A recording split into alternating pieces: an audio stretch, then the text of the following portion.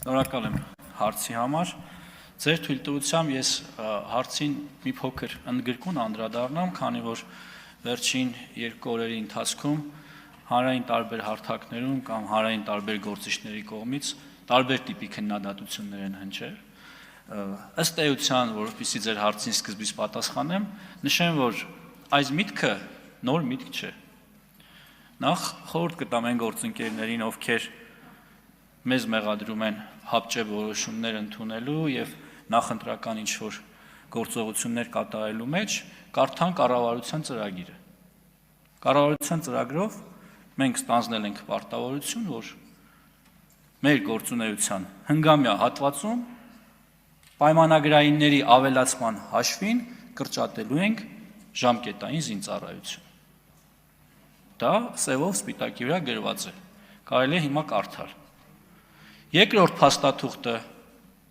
Հայաստանի Հանրապետության բանակի կերպափոխման հայեցակարգ։ Այնտեղ նույնպես նմանատիպ հանձնառություն ենք ստանձնել։ Կարծում եմ սրանով ամեն ինչ ասված է, թե ինչպիսի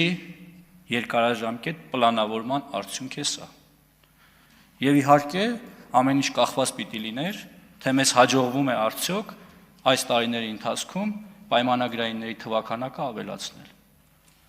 Ազգային ժողովը շուրջ 2.5 տարի առաջ ընդունել է մի օրենք, որով թույլատրում է ժամկետային զինծառայողներին 6 ամիս ծառայելուց հետո կնքել պայմանագիր։ Խոսքը վերաբերում է նրան, որ այսօր Պաշտպան հայրենիաց ծրագրով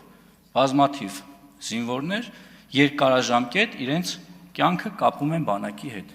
Այդ թիվը հասնում է մի քանի հազարի արդեն։ Այսինքն խոսել, որ մենք կրճատում ենք բանակը, մեղմ ասած անհեթեթություն է։